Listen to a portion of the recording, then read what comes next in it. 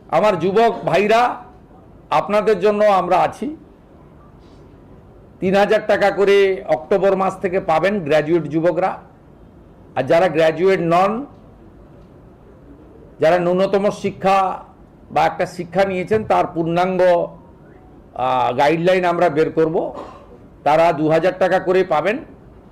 এক্ষেত্রে বাজেট বইতে যেটা আছে সেটা হচ্ছে মাসে যারা